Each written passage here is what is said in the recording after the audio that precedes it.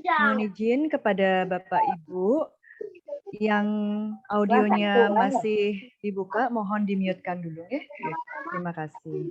Ibu Guru. Baik, Bapak Ibu, selamat siang dan selamat bergabung kami ucapkan. Om Swastiastu, Assalamualaikum warahmatullahi wabarakatuh. Shalom, salam sejahtera untuk kita semua. Om Namo Buddhaya, salam kebajikan dan rahayu. Saya sampaikan salam hormat dan terima kasih kepada seluruh peserta webinar pendidikan yang sudah menyempatkan waktunya untuk mengikuti webinar. Untuk mengikuti webinar pada kesempatan kali ini,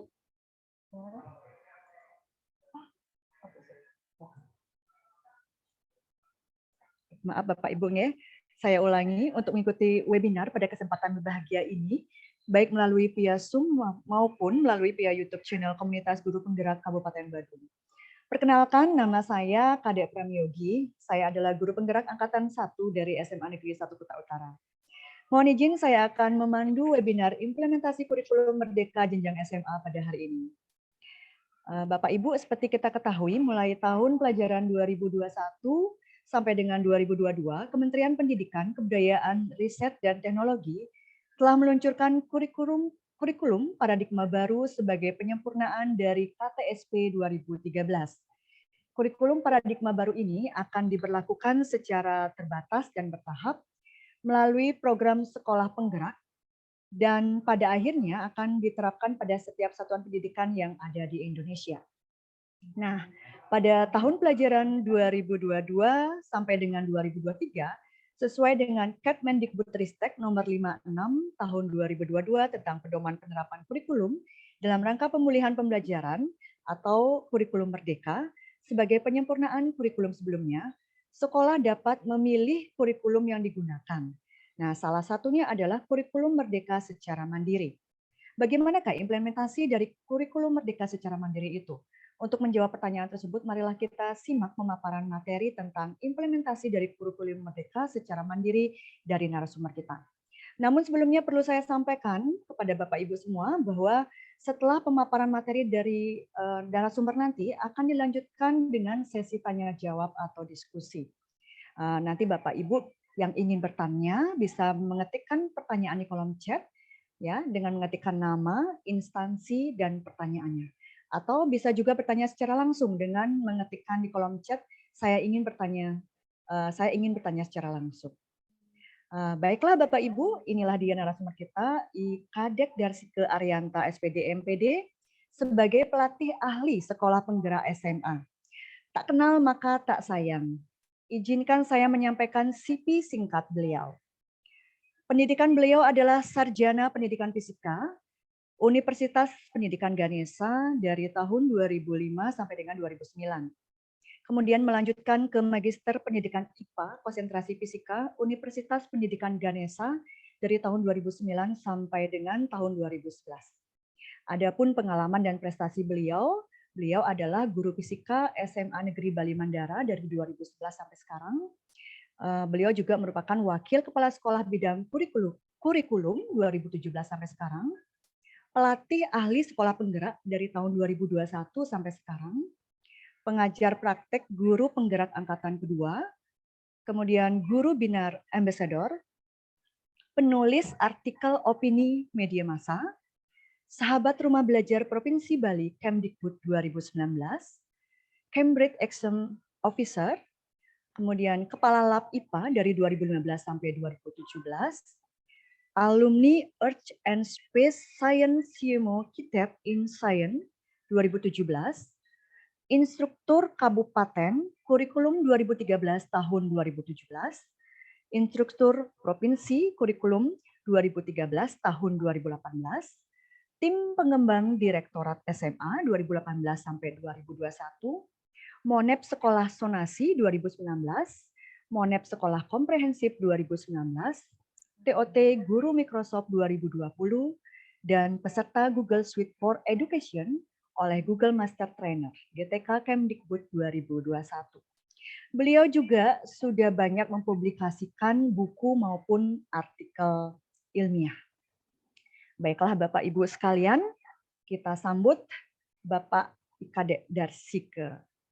Silakan Bapak. Halo, selamat siang semuanya. Suara saya terdengar ya? Nggih, terdengar Bapak Kadek. Bagaimana kabarnya Jelas? Bapak? Nggih, jelas. Oh, baik.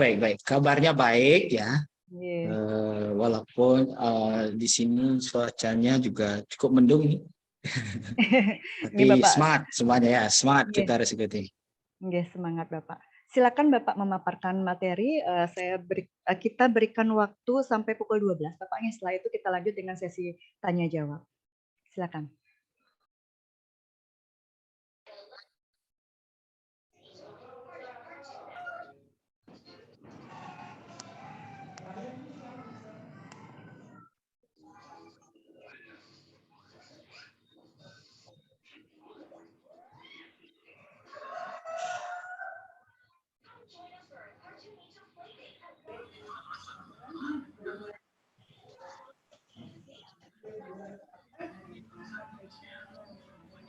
Aduh.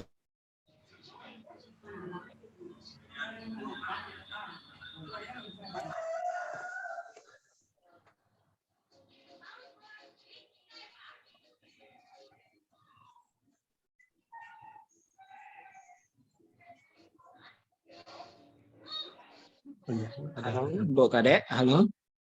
Halo. Nggih, Bapak.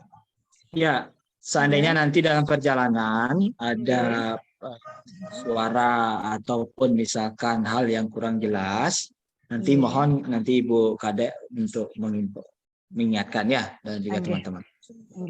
Jadi di sini keluar masuk di sini agak gini. Oke, izin share screen ya, boleh Ibu. Nggih, silakan Bapak.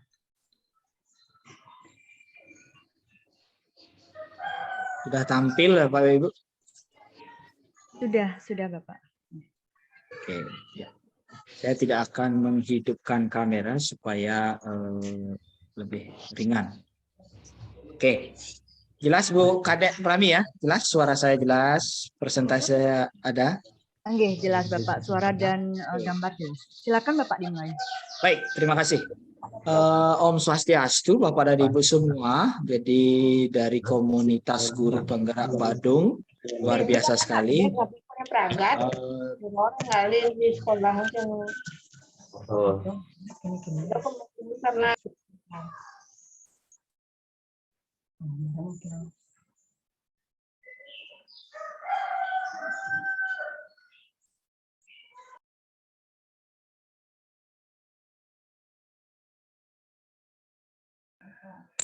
Pak Kadek. Pak Kadek.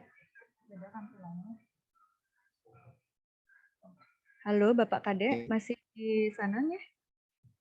Oke, terima kasih ya atas atensinya. Di sini saya sedikit menjelaskan terkait mengenai implementasi kurikulum Merdeka di SMA. Jadi ya, halo,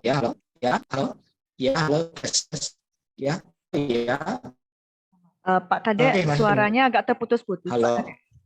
Pak Kadek, suaranya agak terputus-putus.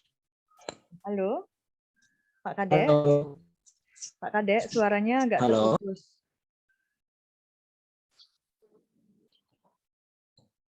Oke, halo. Halo, Pak Kadek. Suara saya ya keluar masuk ya ini Bu ya. Kalau dihidupkan ininya, kalau Bapak share screen kayaknya hilang suaranya Pak, terputus-putus. Gini dulu, mohon maaf Bapak dan Ibu ya, ini sinyalnya tidak bisa diajak kerjasama ini. Sinyal modemnya. Ya, ampun niki Pak Rahmat Basuki ya, mohon maaf ya. Santai. Ya, santai Pak, pemaparan saya singkat kok Pak, aman Pak, aman. Ya. Oke, bagaimana? Sudah jelas ya Bu Kadek? Oke, sudah jelas sekarang Pak. Oke. Pak. Oke, baik. Terima kasih ya. Saya akan menjelaskan sedikit tentang bagaimana sih implementasi kurikulum Merdeka di SMA. Seperti itu. Jadi nanti tujuan kita ada 3 yang harus Bapak dan Ibu pahami. Yang pertama adalah bagaimana pembelajaran paradigma baru di sekolah, terutama SMA tersebut. Selanjutnya bagaimana nanti memahami sih, tidak Bapak dan Ibu tidak akan membuat, tapi memahami bagaimana perencanaan dan pelaksanaan pembelajaran dan asesmennya seperti apa di intrakurikuler dalam kurikulum Merdeka ini. Serta yang terakhir yaitu project. Nah, saya akan sedikit singgung project Bapak dan Ibu, sehingga nanti Bapak dan Ibu dalam tanda kutip minimal tahulah projectnya kayak gimana di kurikulum Merdeka seperti itu. Nah, ini Bapak dan Ibu ya. Tapi kalau Bu Kadek boleh tanya? Halo Bu Kadek. Nggih Pak Nerpi. Tanyakan. Mayoritas di sini pesertanya orang Bali ya? Nggih, sepertinya begitu Pak. Oke, ya, artinya kayaknya saya pakai bahasa agak campur-campur. Oh, nggak masalah ya. Seperti itu. Bapak dan Ibu, nanti yang harus dipahami di sini Bapak dan Ibu, inilah dasar-dasar hukum yang harus dipegang teguh oleh sekolah, oleh Bapak dan Ibu terkait dengan pelaksanaan kurikulum Merdeka. Yang pertama, Permendikbudristek nomor 5 tahun 2022. Selanjutnya adalah Permendikbudristek nomor 7 tahun 2022 tentang standar isi. Kalau yang nomor 5 ini tentang SKL. Selanjutnya adalah Kemendikbudristek nomor 56 tahun 2022, ini tentang penerapan. Halo, Pak Kadek. Suaranya menghilang lagi, Pak. Pak Kadek.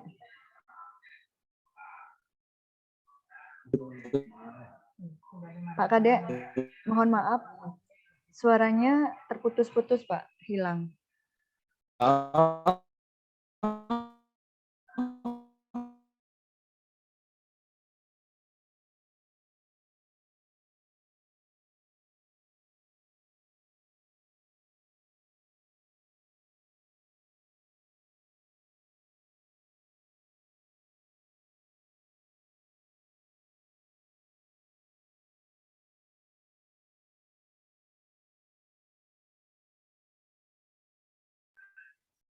Mohon izin Bapak dan Ibu, sepertinya narasumber kita ada kendala teknisnya dari masalah sinyal.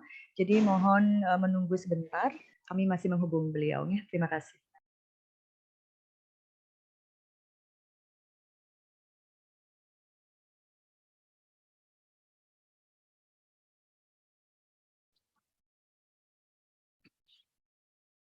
Halo. Oke, Bapak. Halo. Silakan Pak. Ya, kita ulangi ya. Nggih. Jadi ini padahal sinyalnya sudah penuh nih. Oke, sudah terlihat? Sebentar Pak, belum nih. Ya sudah masuk. Ya sudah Pak, silakan. Oke, ya baik. Nah ini beberapa peraturan yang Bapak dan Ibu harus buat sehingga bisa menjadi pegangan Bapak dan Ibu dalam menjalankan kurikulum Merdeka. Selanjutnya, Bapak dan Ibu yang saya hormati, terkait dengan kurikulum Merdeka, Bapak dan Ibu, bahwa di sini kita lihat bahwa apa yang menjadi tanggung jawab pemerintah dan menjadi tanggung jawab kita itu sudah jelas ya. Jadi bagian dari sini sampai sini itu Bapak dan Ibu tidak perlu buat. Jadi misalkan standar SKL itu sudah dibuat oleh pemerintah. Setelah itu ada standar isi, standar penilaian, selanjutnya juga struktur kurikulum, capaian pembelajaran, dan prinsip pembelajaran dan asesmen itu sudah dibuat oleh pemerintah. Yang menjadi tanggung jawab sekolah adalah ini Bapak Ibu, visi dan misi satuan pendidikan, karakteristik peserta didik, serta konteks dan kebijakan lokal. Dan ini tergabung menjadi satu kurikulum operasional. Cukup buat ini aja Bapak Ibu ya di sekolah. Tidak perlu berat-berat ya. Jadi pakai ini saja. Segini dikembangkan oleh sekolah sendiri. Jadi kenapa kurikulum ini perlu diadaptasi Bapak dan Ibu? Karena kurikulum ini adalah satu dokumen hidup Bapak Ibu di sini. Kutipnya. Jadi kenapa harus berubah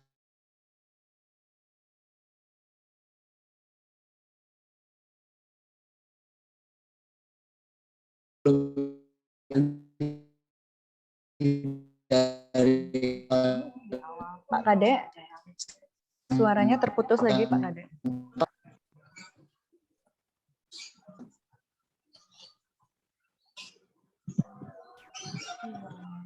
Pak Kade dari Sike, maaf, suaranya menghilang.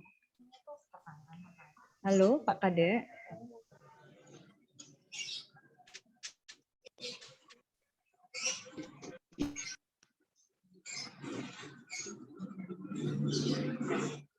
Halo, sudah ya? Oke, baru masuk sekarang Pak. Tadi Suara agak. saya jelas? Oke, sudah masuk sekarang.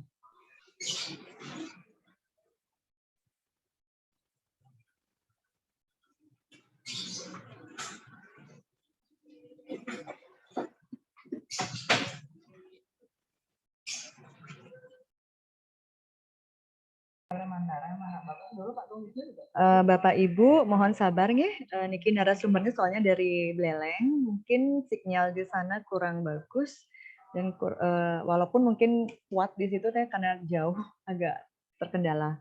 Mohon maaf atas kendala niki, mohon sabar menunggu nggih.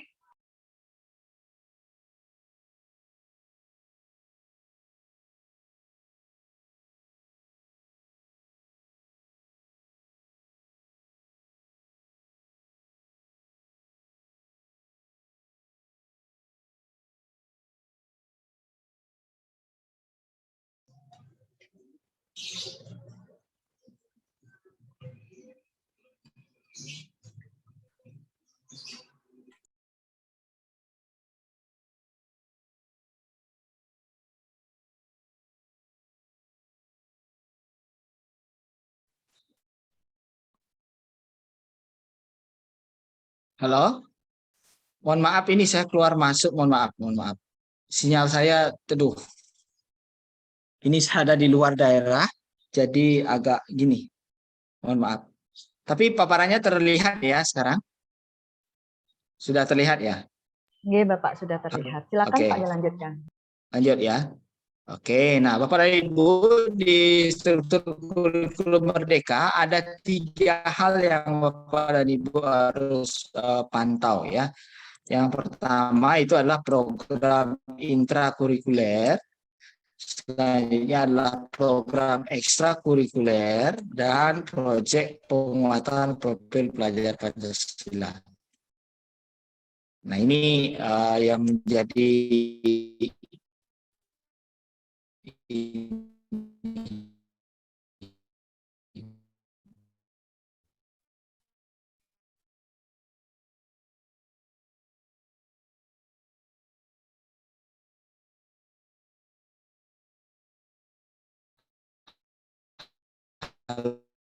Halo Bapak, menghilang lagi suaranya Pak.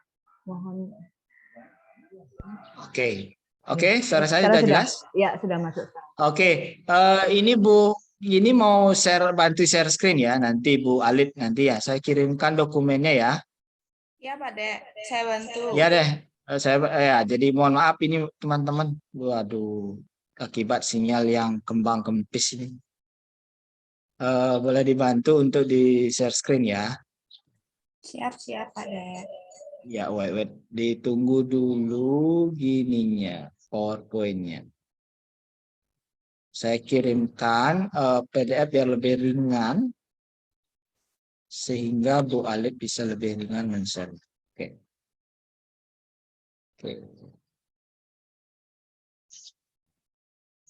Tapi sekarang suara saya jelas ya? Jelas Pak, jelas sekali. Jelas ya, oh iya. Nggih. Berarti murni dari gini nih, Bapak Ibu, sinyal ya. Nah Nggih, inilah sinyalnya, kekurangan kita. Kekurangan dia kalau misalkan daring ya, jadi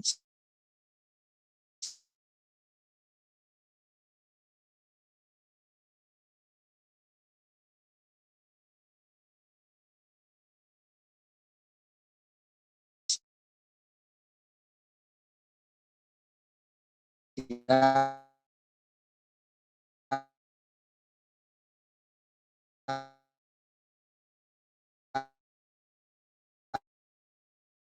Bapak, suaranya kembali terputus-putus Pak. Pak Kade. Pak Kade, maaf. Suaranya kembali terputus-putus nih.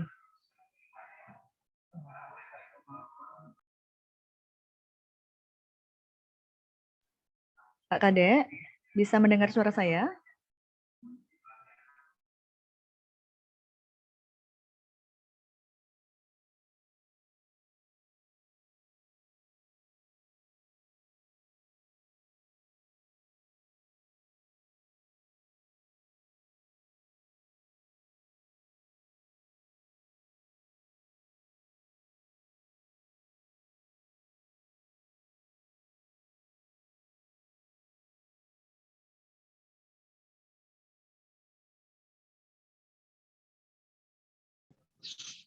Saya sudah kirimkan ke Bu Alit. Gimana Bu Alit?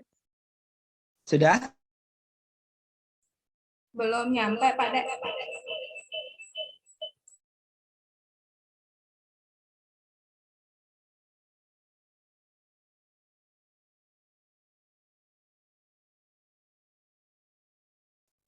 Oke. Wait dulu ya, saya cari koneksi stabil dulu. 5 menit Bu. Iya Pak, silakan Pak.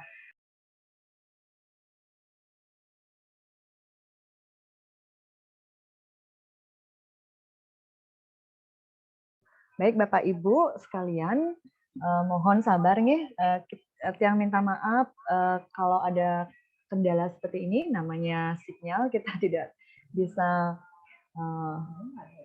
menghindari ini karena kita daring. Mohon maaf sekali lagi.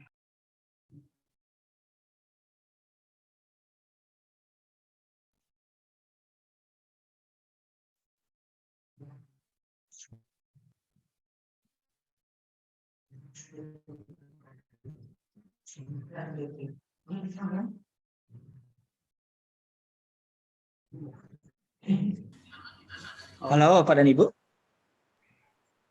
Ya, Nggih, saya mau Pak. ganti tethering dulu ya. Nggih, silakan Pak. Iya, iya. Aduh, saya ini tidak enak nih jadinya. Kok enggak ada sih anak lain kan nah. Saya mau ganti tethering ini dulu. Ya. Ada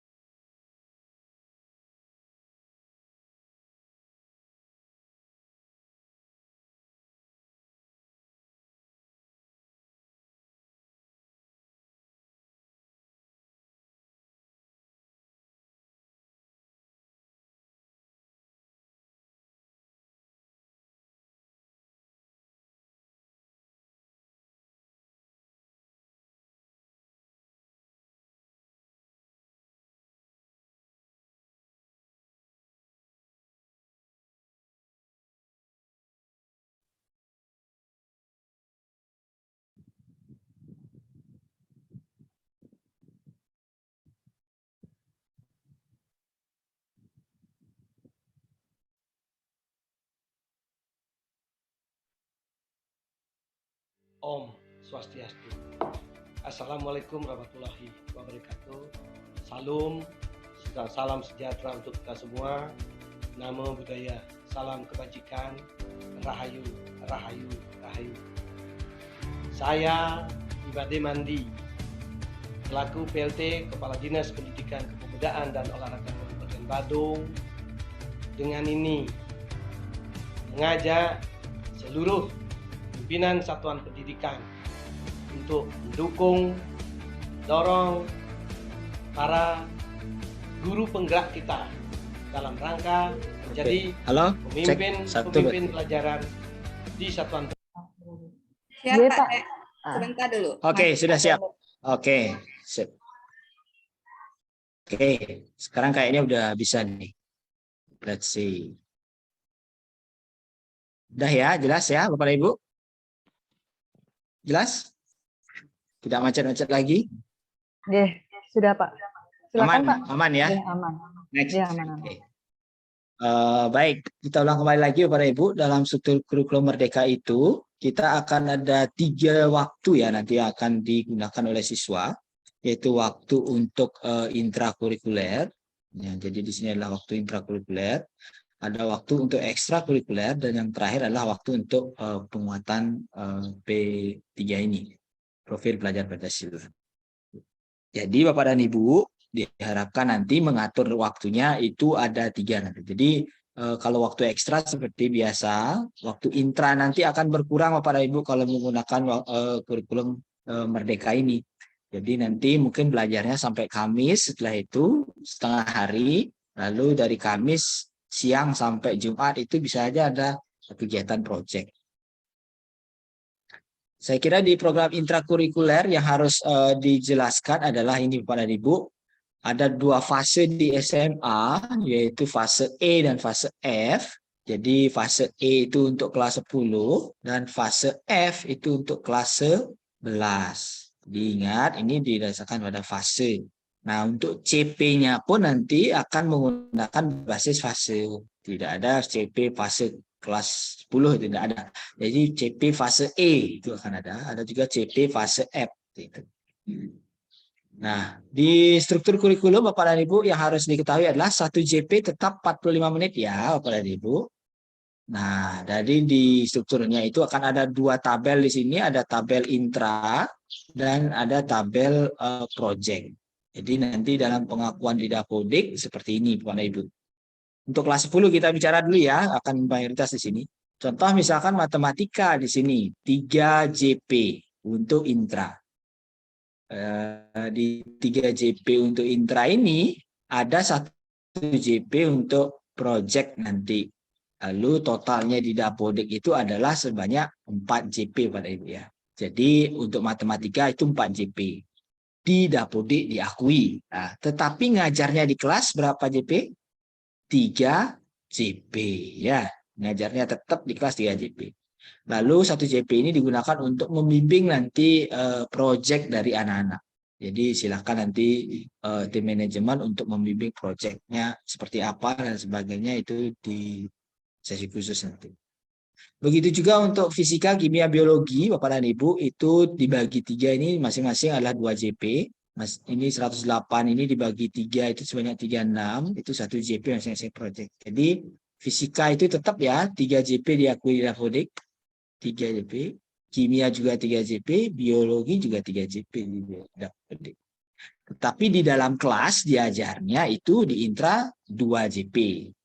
Ngajarnya di kelas 2 JP. Nah, itu begitu juga untuk Penjas. Ada juga di sini mata pelajaran informatika. Nah, untuk di informatika itu di kelas 10 itu bisa diajar oleh guru IPA dan ekonomi, Bapak dan Ibu. Guru IPA itu siapa? Guru fisika, kimia, biologi bisa diakui di Dapodik. Nah, ini bisa ngajar sini. Kalau misalkan kurang jam, ya. Kalau misalkan guru ekonomi kurang jam, ngajar informatika aja nggak apa, boleh. Ya, itu diakui di Dapodik. Jadi jangan khawatir Bapak dan Ibu, sekolah saya pakai kurikulum Merdeka nanti saya nggak dapat jam. Itu yang banyak dikhawatirkan. Tidak Bapak dan Ibu ya. Jadi jamnya tetap bahkan malah lebih banyak. jangan khawatir. Nah, itu ngajar informatika juga diakui. Selanjutnya untuk seni dan prakarya bahasanya Bapak dan Ibu. Jadi seni dan prakarya. Jadi kalau di kelas 10 Bapak dan Ibu ngambil seni itu bisa atau ngambil prakarya bisa 2 JP. Bahasanya adalah atau ya Bapak dan Ibu. Kalau prakaryanya hidup maka seninya mati singan. Atau seninya yang dihidupkan maka mapel prakarya sing hadir. Jadi silakan dipilih salah satu sebanyak 2 JP. Begitu juga untuk muatan lokal ada ya di sini ada bahasa Bali biasanya di sini 2 JP. Nah, itu untuk kelas 10. Nah, di sini ada istilah mapel IPA dan IPS. Benar sekali ya, dalam pelajarannya mapel IPA dan IPS itu adalah terintegrasi. Modulnya pun adalah modul IPA nanti yang dibuat. Sehingga yang terjadi adalah cara pembelajarannya seperti apa. Nah, di permen menyebutkan mengajarkan IPA dan IPS secara terintegrasi bisa. Atau mengajarkan muatan ilmu IPA secara terpisah bergantian dalam blok juga bisa. Atau diajarkan secara paralel juga bisa Pak Ibu. Jadi fisika jam ke-5, 6. Setelah itu jam ke-7, 8 kimia. Boleh seperti itu, enggak apa. Jadi mau pakai sistem blok, mau pakai terintegrasi, misalkan namanya IPA aja, boleh. Tidak masalah ya. Begitu juga dengan IPS. Nah, di fase F atau di kelas 11 baru akan sedikit berbeda Bapak dan Ibu. Jadi nanti akan ada kelompok mata pelajaran umum, yaitu kelompok mata pelajaran MIPA, ada kelompok mata pelajaran IPS, bahasa, dan kelompok mata pelajaran ini vokasi dan prakarya. Jadi aturannya di sini adalah kalau yang umum itu wajib dibuka dan diajarkan, wajib ada, nggak boleh tidak ada. Kalau yang B, C, D, E itu nanti ada pengecualiannya. Jadi sama 1 jam itu 45 menit di kelas 11 untuk proyeknya. Nah ini kita lihat untuk pemilihan kelompok mata pelajaran. Nah, jadi di permen disebutkan sebanyak 20 sampai 25 jam. Di sini dipilih mata pelajarannya. Masing-masing jam itu adalah 5 jam ya Bapak dan Ibu. Contoh, biologi itu 5 jam, kimia 5 jam, fisika 5 jam ya. Nah, jadi setiap peserta didik wajib mengikuti ini. Seluruh kelompok mata pelajaran umum, saya kira jelas. Yang ini, memilih 4 sampai dengan 5 mata pelajaran dari 2 kelompok mata pelajaran pilihan. Jadi maksimal mata pelajaran pilihan lebih dari 1 kelompok mata pelajaran adalah 3 mata pelajaran. Jadi gini, supaya terdiri dari 20 sampai 25 mapel, maka Bapak dan Ibu anak-anak bisa milih nih, misalkan biologi kimia di sini, ngambil plus ekonomi juga bisa nanti, misalkan plus PKWU juga bisa. Nah apa? Jadi biologi, kimia, ekonomi itu baru 15 jam, misalnya tambah fisika lagi biar 20 jam, lalu PKWU 2 jam, berarti 22 bisa kombinasinya seperti itu. Jadi anak-anak di sini bebas memilih seperti itu. Misalkan bahasa Korea, bahasa Arab, bahasa Mandarin, bahasa Jepang, ada 4 di sini dipilih, silahkan. Tambah lagi ekonomi 1, boleh 25 diambil di sini. Ya. Itu untuk kelas 10. Kelas 11. Nah, yang terupdate adalah Bapak dan Ibu 4 sampai 5 mata pelajaran pilihan peserta didik tidak ada pemilihan minimal dari 1 rumpun mata pelajaran tertentu. Jadi bebas memilih yang sekarang ini. Ya, jadi kalau ada yang sekolah penggerak, misalkan yang Pak Denpasar ya, yang sudah kelas 11 itu boleh milih 5 mata pelajaran itu dalam 1 rumpun pun boleh. Nah, seperti itu. Oke, di ekstra saya kira seperti biasa, Bapak dan Ibu, tidak terlalu berbeda dengan yang sebelumnya. Nah, yang mungkin berbeda di sini adalah proyek Bapak dan Ibu. Nah, di dalam proyek ini anak-anak memilih nanti tema yang akan ditetapkan oleh sekolah. dalam waktu 1 tahun anak-anak memilih tema sebanyak 3. Jadi minimal 3 untuk SMA. Jadi saja misalnya untuk tahun ini misalnya diambil sustainable life, misalkan kearifan lokal dan suara demokrasi. 3 boleh. Selanjutnya dalam ini ingat pelaksanaan kegiatan ini mempunyai alokasi waktu tersendiri Bapak dan Ibu ya, dan tidak terikat pada mata pelajaran apapun. Nah, jadi jangan sampai nanti ada proyek kimia, proyek fisika yang 1 jam itu tidak seperti itu ya. Tetapi ini adalah alokasi waktunya tersendiri dan tidak terikat oleh satu pelajaran apapun. Asesmennya dilakukan berfokus pada ke-6 dimensi profil pelajar Pancasila. Jadi asesmennya itu khusus tentang profil pelajar Pancasila. Tidak berbasis kepada produk ya Bapak dan Ibu ya. Misalkan proyek anak-anak itu adalah proyek pisang goreng gitu. Jadi entah dengan proyek pisang gorengnya itu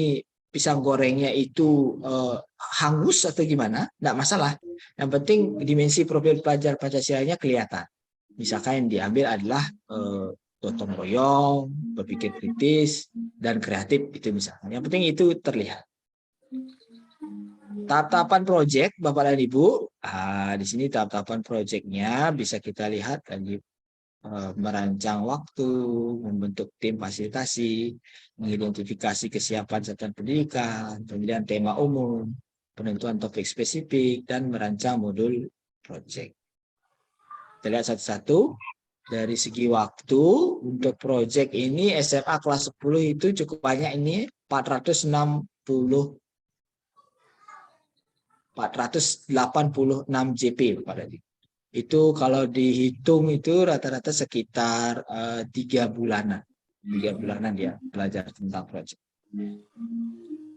Nah, jadi penjadwalannya proyek bisa dilakukan seperti ini, Bapak dan Ibu. Mau pakai sistem proyeknya per minggu juga boleh. Jadi setiap hari setiap hari Jumat misalkan itu mereka pakai proyek. Silakan.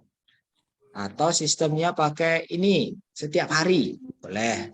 Di jam-jam terakhir, jam-jam terakhir itu kan jam-jam rawan biasanya untuk dengan pertimbangan itu misalkan okelah kita proyeknya mereka fokus mengerjakan proyek tiap hari di jam-jam terakhir boleh, atau sistem blok Bapak dan Ibu boleh. Blok itu ya khusus misalkan di semester ini bulan November dan Desember kita proyek ini, jadi terus bulan November itu proyek terus nggak belajar anak-anak, belajar intra maksudnya ya, tetapi mereka belajar proyek boleh. Silakan nanti ditentukan di masing-masing satuan pendidikan. Nah, sesuai dengan hemat satuan pendidikan tersendiri. Di setiap proyek Bapak dan Ibu, saya tekankan bahwa Bapak dan Ibu tidak melihat seluruh dimensi yang ada, tetapi hanya 2-3 dimensi saja yang paling relevan untuk proyek. Nah, jadi contoh misalkan tadi proyek pisang goreng. Jadi proyek pisang goreng tidak ke 6 dimensi profil pelajar Pancasila yang dilihat, tetapi cukup 2-3. Misalkan gotong royong dan kritis serta kreatif. 3 itu misalkan. Karena itu yang akan dinilai. Berarti 3 itu yang akan dinilai. Selanjutnya, setelah terbentuk tema dan juga topik spesifik, maka sekolah diharapkan membentuk tim fasilitasi proyek. Tim fasilitasi proyek ini bisa dari guru, bisa juga dari staf, tidak masalah. Jadi di SK-kan lah siapa-siapa yang ngajar proyek, siapa-siapa yang jadi koordinator proyek. Koordinator proyek itu dihargai 2 jam pelajaran pada Ibu, 2 JP per rombel. Nah, maksimal ngajarnya itu 6 JP atau 3 rombel. Jadi nanti yang jadi tim manajemen biasanya sudah sedikit aware nih. Jadi guru-guru yang kekurangan jam itu boleh dijadikan sebagai koordinator project. Itu 6 JP itu maksimum. Oke. Tahap-tahap kesiapan satuan pendidikan, kalender belajar nasional, isu topik yang sedang hangat terjadi, tema yang belum dilakukan di tahun sebelumnya ini bisa menjadi bahan untuk dilakukan di tahun selanjutnya. Oke, tema-temanya silakan disesuaikan dengan satuan pendidikan masing-masing. Jadi anak-anak memilih 3 tema ya, 3 tema untuk SMA minimal. Contoh misalkan SMA di sini adalah mendesain sistem pengolahan sampah. Nah, ini khusus untuk yang di sustainable life ya, gaya hidup berkelanjutan. Itu bisa. Atau misalkan di sini temanya adalah kearifan lokal, maka untuk SMA pergelaran seni itu misalkan boleh. Atau Bhinneka Tunggal Ika, di sini boleh proyeknya tentang merencanakan dan melaksanakan bakti sosial di lingkungan sekitar, boleh. Atau bangunlah jiwa dan raganya, ini untuk SMA, ini koordinasi kegiatan OSIS antar satuan pendidikan, boleh. Itu beberapa contoh proyek ya Bapak Ibu. Suara demokrasi temanya, maka untuk di SMA ini merancang alur dan pemilihan pengurus OSIS di satuan pendidikan. Ya, sepertinya sangat memungkinkan ini bisa jadi satu proyek ini. Selanjutnya adalah berekayasa dan berteknologi untuk membangun NKRI. Nah, ini contohnya adalah merancang kebun hidup organik yang berkelanjutan dengan alur kewirausahaannya. Nah, ini bisa jadi satu proyek bagi anak-anak. Terus kewirausahaan untuk SMA itu bisa saja merintis koperasi sederhana di lingkup satuan pendidikan. Misalkan kemarin itu yang rencana di SMA 1 Singaraja misalkan koperasi digital. Nah, jadi digital ini buat kayak minimarket mungkin seperti itu dengan anak-anak punya kartu misalkan kartu apapun, kartu top up itu. Jadi berbasis digital lah operasinya. Seperti itu misalkan proyeknya boleh. Nah, itu setelah ada proyek seperti itu baru Bapak dan Ibu untuk membuat modul proyeknya seperti apa. Nah, jadi modul proyeknya ini dikembangkan dengan istilahnya backward design. Jadi desain terbalik di mana modul-modul ini dimulai dari asesmennya seperti apa, setelah itu hasil yang diharapkan seperti apa, itu juga bisa menjadi bahan pertimbangan. Jadi dimulai dari hasil yang diharapkan seperti apa. Setelah itu bagaimana cara mengasesmennya, selalu baru ke tujuan. Jadi terbalik modelnya pada itu. Tidak dari tujuan dulu, baru ke asesmen, baru ke aktivitas. Tidak seperti itu. Tapi yang jelas hasilnya dulu waktu aktivitasnya seperti apa yang diharapkan. Nah, ini komponen-komponen modul, ya silakan nanti dipelajari. Nanti akan ada panduan terbaru yang datang. Tidak sekompleks ini ya, lebih sederhana. Ya, tapi ini sudah termasuk kompleks. Nah, di struktur kurikulum, di asesmen, saya akan jelaskan sedikit. Ya, ini. Nanti Bapak dan Ibu akan tidak mengenal istilah RPP lagi, tapi nanti akan ada modul ajar, Bapak Ibu. Ada juga modul proyek, yang kayak kemarin, buku non-teks, lagi ada video dan media cetak digital. Jadi istilah RPP tidak akan ada lagi, setelahnya istilah KKM. Nah, ini KKM biasanya kita kan sering tidak pada Ibu karena semua nanti pembelajarannya berdasarkan kepada perkembangan seperti itu. Jadi berpusat kepada anak. Tidak akan ada KKM lagi. Jadi di modul ajar Bapak dan Ibu itu akan ada ATP, TP dan lain sebagainya. Silabus akan berganti. Ya, kalau saya bilang berganti salah ya, tetapi sedikit demi sedikit istilahnya akan menjadi ATP, Bapak. ATP itu adalah alur tujuan pembelajaran, fungsi sebagai silabus atau acuan dalam perencanaan pembelajaran. Ini Bapak Ibu di kurikulum operasional nanti. Oke, halo, saudara saya jelas? Jelas Pak, jelas. Silakan Pak lanjut. Oke, jelas Mas Jelas. Oke. Di kurikulum operasional nanti akan ada 2 Bapak dan Ibu, ada tujuan pembelajaran dan alur tujuan pembelajaran. Di sini nanti Bapak dan Ibu akan lebih sering mengenal CP atau capaian pembelajaran ya, TP tujuan pembelajaran serta ATP alur tujuan pembelajaran. Jadi itu nanti Bapak dan Ibu akan lebih sering dengar. Jadi tujuan pembelajaran itu mirip dengan KD kalau tidak salah ya, mirip ya, tapi tidak sama, jangan disamakan. Itu jauh berbeda. Selanjutnya ada modul ajar. Setelah ada TP dan ATP, Bapak dan Ibu diarahkan untuk membuat modul ajar. Ya, modul ajar ini seperti RPP ya, RPP plus istilahnya, karena modul ajar memiliki komponen yang lebih lengkap dibandingkan dengan RPP. Yang ini menjadi mungkin cukup berat Bapak dan Ibu bagi guru-guru mapel di sini. Nah, inilah 7 step yang digunakan atau yang dipakai untuk dalam kurikulum Merdeka. Jadi dari tahun ini dari nomor 1 sampai akhir tahun ajaran. Ini 7 langkah yang harus dilakukan. Nah, ini bagi teman-teman manajemen, guru-guru. Nah, ini lewati langkah-langkah ini dijamin pembelajaran intra Bapak dan Ibu ya. Contoh misalkan langkah pertama menganalisis CP. Nah, jadi dalam setiap tahun itu dianalisis CP ini dalam menyusun tujuan pembelajaran dan ATP. Jelas ya harus ini. Selanjutnya adalah yang kedua, merencanakan pelaksanaan asesmen diagnostik. Nah, ini saya kira Bapak dan Ibu yang di Badung ini sudah sering mendengar istilah asesmen diagnostik. Wajib itu dilakukan. Lalu membuat modul ajar atau mengembangkan modul ajar yang sudah ada. Lalu ini baru tahap ke pra ya. Nah, baru ke pembelajarannya adalah ini yang nomor 4. Penyesuaian pembelajaran dengan tahap capaian dan karakteristik peserta didik. Nah, kalau yang lebih sering di tren biasanya disebut dengan pembelajaran berdiferensiasi. Nah, itu bisa ini. Ini sama ini ya.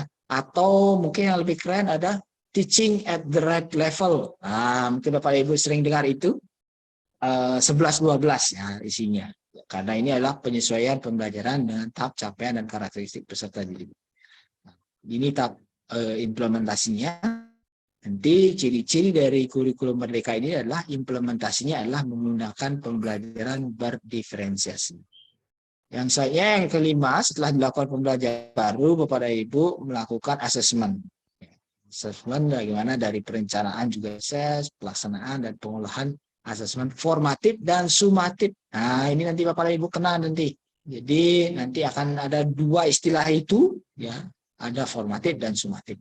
Itu aja sih nanti. Selanjutnya ada pelaporan hasil belajar seperti biasa, input nilai raport. Dan yang terakhir, evaluasi pembelajaran. Mungkin evaluasi akhir tahun ajaran sekolah. Nah, itu 7 step dilalui oleh satuan pendidikan atau di sekolah Bapak dan Ibu untuk melaksanakan kurikulum Merdeka ini. Ya, untuk di intra. Nanti kalau untuk project, beda lagi ada.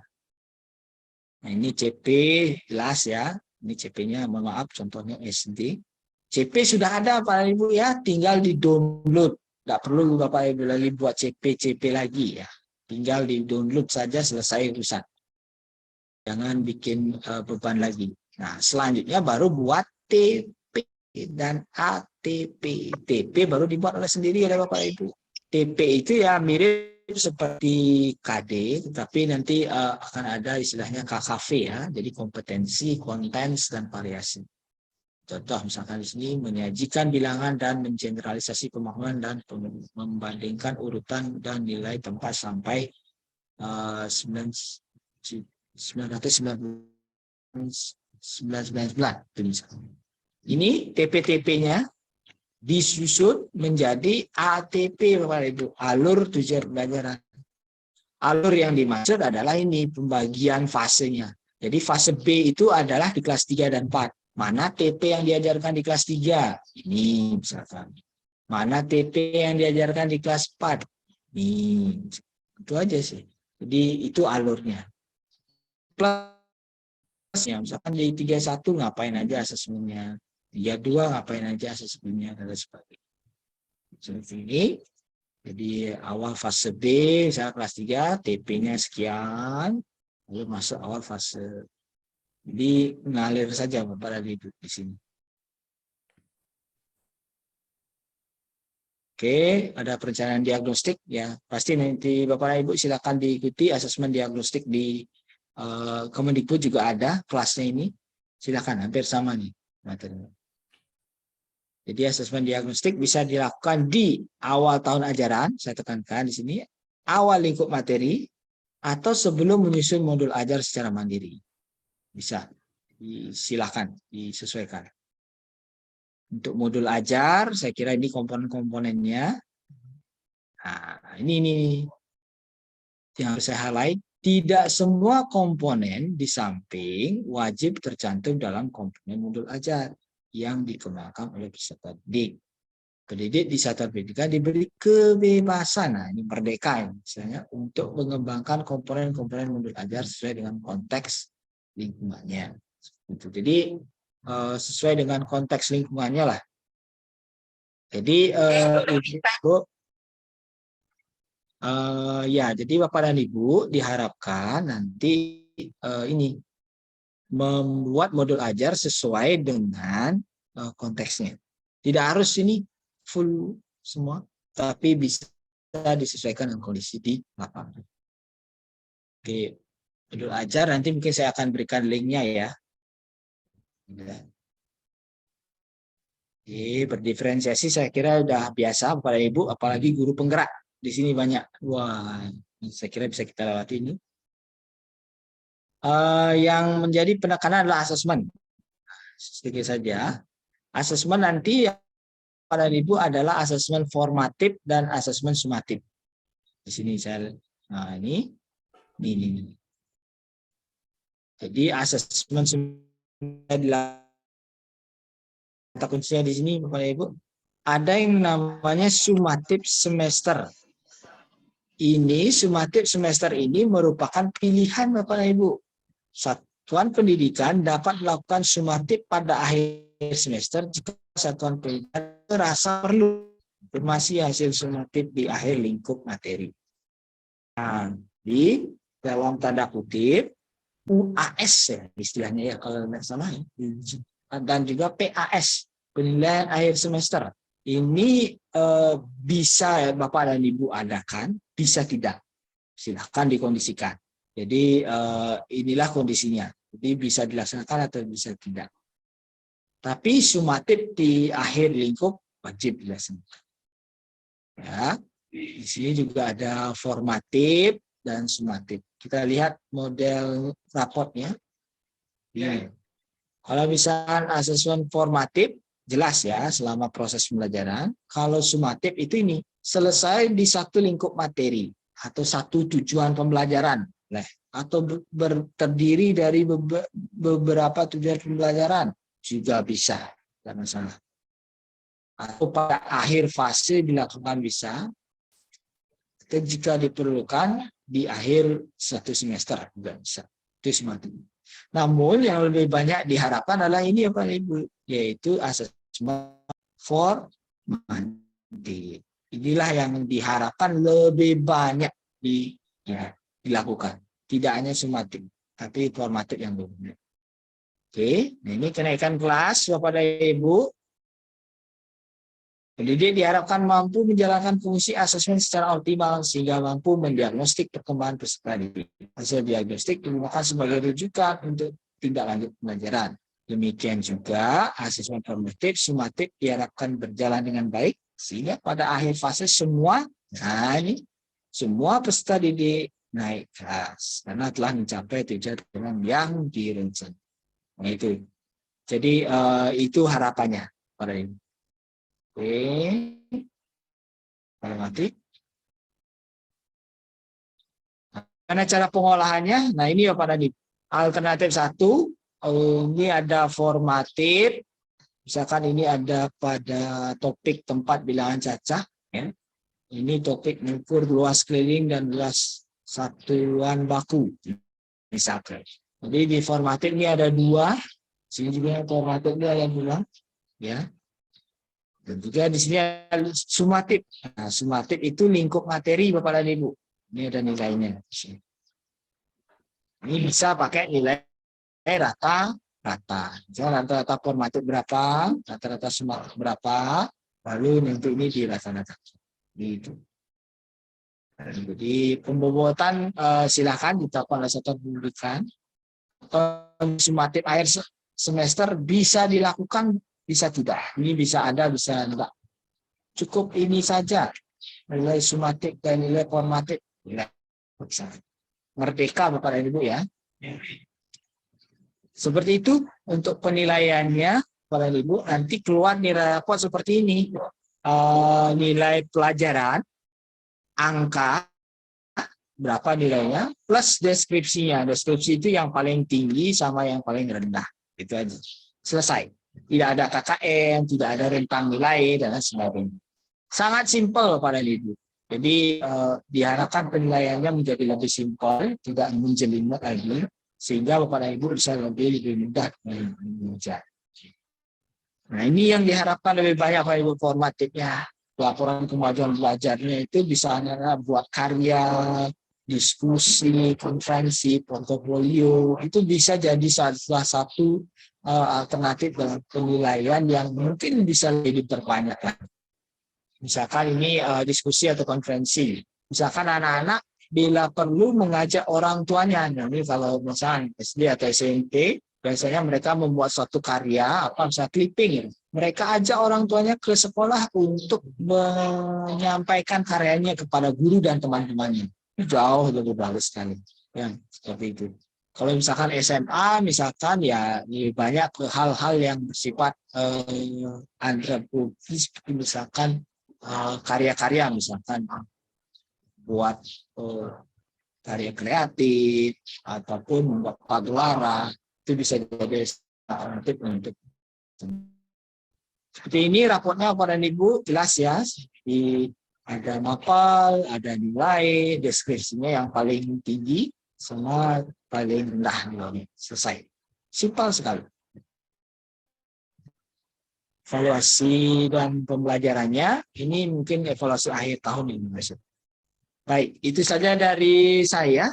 Terima kasih. Itu merupakan garis-garis besarnya saja. Nanti kalau mau yang lebih dalam lagi, boleh didiskusi. Terima kasih. Terima kasih Pak Kadek Darsike atas paparan materinya. Beri aplaus virtual Bapak Ibu sekalian. Baik, demikian pemaparan beliau tentang konsep dan praktek kurikulum merdeka pada jenjang SMA. Nah, poin penting yang bisa kita ambil dari pemaparan beliau tadi adalah bahwa yang perlu dikembangkan oleh sekolah hanya visi dan misi, kemudian karakteristik peserta didik, dan konteks kebijakan lokal. Di mana struktur kurikulum merdeka nanti, yaitu pada program intrakurikuler, program ekstrakurikuler, dan proyek profil pelajar Pancasila. Nah, Bapak Ibu peserta webinar, tiba saatnya kita masuk ke sesi tanya jawab atau diskusi. Baiklah, kami batasi dulu untuk 3 orang penanya. Bila ingin bertanya, silakan bisa ketikkan nama, instansi, dan pertanyaan di kolom chat. Atau kalau ada yang mau bertanya secara langsung, bisa raise hand, ya, atau juga bisa mengetikkan saya ingin bertanya langsung di kolom chat. Baik, Bapak Ibu, apakah sudah ada? Belum ada?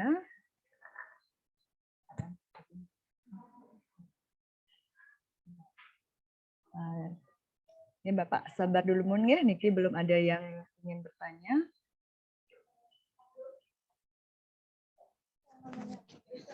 Ayo, Bapak Ibu, Oke, kalau boleh tahu Pak Rahmat kayaknya. Oh, Pak Rahmat. Oh, nggih, Bapak. Silakan Bapak, saya belum. Silakan Pak Rahmat.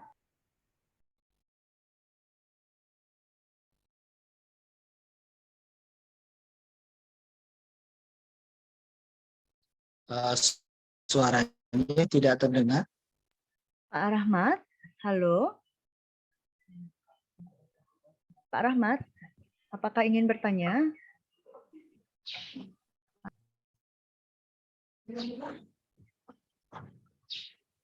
Suaranya tidak terdengar. Coba di open mic, Pak. Ini mungkin saya alihkan dulu Pak ke Bapak Putu Agus Putra Atnyana dari SMA Negeri 1 Kuta Utara. Pak Agus Putra Atnyana ingin bertanya, silakan langsung di on-kan aja audionya. Ye, Pak Agus. Ye, ngirim. Baik, terima kasih atas kesempatannya Pak Kadek Darsika. Pemaparan yang sangat luar biasa dari beliau. Terima kasih juga Bu Pramiyogi sebagai moderator dalam kegiatan ini. Saya ingin bertanya Pak Kadek Darsika terkait dengan tugas proyek yang Bapak bilang tadi, ya sekitar 3 bulan waktunya itu. Apakah memang di semua mata pelajaran atau semua materi itu memang harus seperti itu, atau mungkin bisa disiasati dengan portofolio ataupun kegiatan yang lain Pak Kadek? Terima kasih atas kesempatannya. Ya, langsung dijawab Bu. Udah. Karena belum ada lagi yang mau bertanya, sepertinya ini langsung Oke. saja dijawab Pak. Ya, terima kasih Pak Gusra atas pertanyaannya luar biasa dengan background suara-suara burung nuri, burung dara dan juga lain. Itu sangat menambah syahdu pertanyaannya Pak Gusra itu ya. Agus itu agak dikit. Oke, jadi terkait dengan proyek ini Pak Gus, bahwa benar. Jadi memang dari 486 jam itu sekitar 3 bulan kalau dikumpulkan jadi satu Pak. Tetapi nih bisa dilakukan di tiap minggu bisa. Artinya tiap minggu proyek, tiap minggu proyek. Ini nggak terasa anak-anak gini melaksanakan selama hampir 3 bulan dalam waktu 1 tahun itu Pak. Jadi itu. Dan ada yang kedua Pak Gus, bahwa ini proyeknya ini tidak terikat mapel Pak Gus nih, tidak terikat mapel. Misalkan proyeknya, jadi gini, proyeknya itu adalah terintegrasi dia. Contoh proyeknya adalah hidroponik itu misalkan. Jadi yang mengampu itu bisa saja Pak Gus, walaupun, walaupun misalkan Bapak misalnya nggak ngerti hidroponik, kenapa sih saya jadi pengampu proyek hidroponik itu? Kadang-kadang banyak seperti itu. Nggak masalah, tidak masalah. Contoh, jadi yang dilihat itu adalah PP-nya, profil pelajar Pancasilanya, bukan dari hasil hidroponiknya. Kalau mau ada hasil hidroponik, lebih bagus. Kalau misalkan pokcoynya itu layu semua, itu misalkan di akhir proyek itu layu semua, tidak apa. Yang penting Pak Gus sudah membina anak-anak dengan baik, mereka sudah kerjasama, ada usaha misalkan buat apa itu bertingkatnya dan sebagainya. Tapi ternyata di akhir ada belaba ragung itu misalkan, ya udah, enggak apa seperti itu. Jadi terintegrasi Pak Gus ya. Jadi sing ya PPKN 1 jam mang proyek, matematika 1 jam mang proyek. Oh lengah yang kita murid udang proyek ada tuh untuk 1 siswa. Nah, itu. Jadi tidak seperti itu, tetapi terintegrasi. Terintegrasi kata kuncinya. Baik, terima kasih Pak Kadek atas penjelasannya. Ya, semua Pak Gus. Oke, baik, terima kasih Pak Agus Putra Atnyana. Berikutnya Pak Rahmat Basuki dari SMA N1 Baturiti. Silakan Pak Rahmat. Terima kasih. Bisa didengar suara saya Ibu? Oke, bisa, silakan. Oke, terima kasih. Silakan. Oke, terima kasih Pak Darsika atas pemaparannya, sungguh sangat luar biasa nih. Yang perlu saya tanyakan begini. Di dalam struktur kurikulum Merdeka Belajar, di sana JP itu dicapai dalam setahun. Nah, di sini pada pelajaran PPKN, Bahasa Inggris dan Seni Budaya, intranya itu kan 54 JP, sedangkan proyeknya adalah 18 JP. Yang perlu saya tanyakan adalah bagaimana penjabaran intra dan proyek ini dalam beban kerja guru dan jadwal pelajaran. Terima kasih Pak Darsika. Betul. Ya, betul. Betul sekali Pak. Ini ada yang sedikit berbeda untuk mata pelajaran tadi Pak. Betul sekali. Yaitu mata pelajaran bahasa Inggris, PPKN, dan Seni. apa kalau tidak salah itu? Seni prakarya. Seni atau prakarya? Seni prakarya. Betul sekali. Ya, kita bahas karena ini bahasa Inggris, kita bahas bahasa Inggris. Bahasa Inggris ini di intrakurikuler Pak Basuki itu 2 jam pelajaran. Di Di Dapode itu dihitung 2 jam pelajaran karena dia 72. Nggih, nggih. Oke, sampai di sana dulu. Sampai di sana, Pak? Nggih, paham. Pak Basuki, halo. Nggih. Halo. Jelas. Paham. Ini ya. Jelas. Nggih. Ya. Jadi ngajar intra 2 jam. Jadi di jadwalnya itu kan 2 jam, berarti 90 menit ya biasalah. Ya, 90 menit. Nggih. Di Dapode diakui 2 jam. Tidak ada proyeknya. Tetapi untuk guru penjas misalkan, kita lihat penjas ini di intra ngajarnya 2 jam. Tetapi di Dapode diakui berapa? 3 jam. 3 jam. 3 jam, betul sekali 3 jam diakui karena kita harapkan juga mengambil proyek. Nanti dalam penugasannya kedua, dalam penugasannya nanti guru-guru yang diakan untuk membimbing proyek anak adalah guru-guru yang mendapatkan tamu 1 jam ini. Itu diberikan tanggung jawab lah. Kalau seandainya kurang, baru guru PPKN dimasukkan. Kalau kurang bisa kita guru PPKN kita kayak seperti Pak Gustre ini misalkan cocok nih untuk dia jadi pembimbing proyek. Nggak apa. Guru seni juga bisa. Kalau misalkan kurang, kalau tidak, usahakan guru-guru ini yang mampu proyeknya Pak. Bahasa Indonesia, matematika, fisika, kimia, biologi, sosial sejarah, kalau bisa. Jadi kalau enggak mau pukul rata misalnya apa? Boleh. Pukul rata yang dimaksud ini Pak. Guru kelas 10 hitungnya berapa? Misalkan 20 orang guru kelas 10. Ya udah, berarti semuanya mampu proyek, tidak masalah. Jadi berapa ada kelompok nih, siswa yang berapa kelompok nih kelas 10 nih. Ada sekitar 50 kelompok. Ya. Ada 2 orang guru, berarti 50 per 20, berarti 2,5. Nah, ada dua kelompok masing-masing guru bisa. Atau 3 kelompok. Itu cara manajemen untuk proyeknya Pak. Oh, nggih. Mudah-mudahan nyambung Pak. Ampun. Terima kasih Pak Rusika, paham ya? Bisa ya? Terima kasih, bisa. Nggih, terima kasih Pak Rusika, terima kasih. Oke, bisa. Terima kasih Pak Rahmat. Nggih. Berikutnya ini ada Bu Agustinawati dari SMA 2 Memui ingin bertanya secara langsung. Silakan Bu Agustina. Baik, terima kasih. Aduh, ini pasti pertanyaan sulit nih. Saya minum dulu ya kalau Bu Agustina bertanya, saya harus minum ya supaya bisa lah nanti karena saya nih saya minum aqua dulu nih Bu ya, mohon maaf boleh. Ini pasti pertanyaannya luar biasa ini. Tidak. Sama-sama terima kasih pada kita sudah bisa mengisi mau berbagi ya Pak kita di gini tingkat SMA ya pada hari ini. Yang saya tanyakan tadi itu kan ada yang intra kayak IPA kan gitu ya, intra matematika IPA kemudian fisika itu kan mengajar di kelas itu kan 2 jam, satunya kan project kan gitu 1 jam, 1 JP-nya kan begitu ya, yang saya tangkap tadi 11.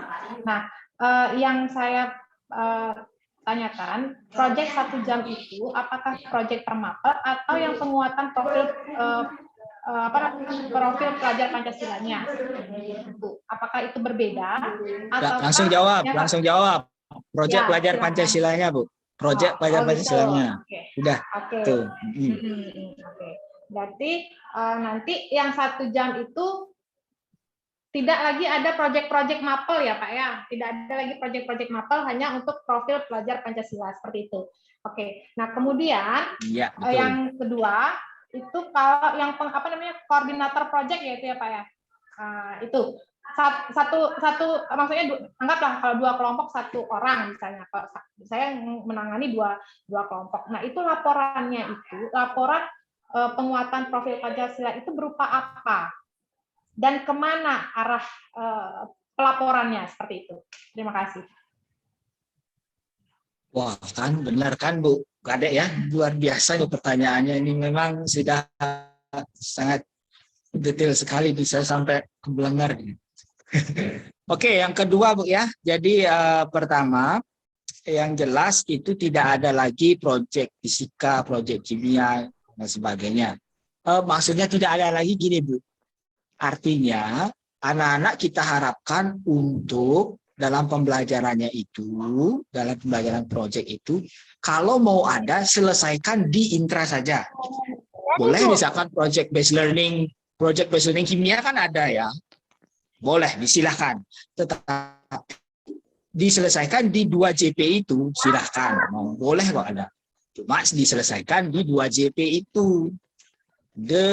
Jangan dibebankan lagi ke tugas-tugas itu dan sebagainya. Tidak dibebankan itu, tidak.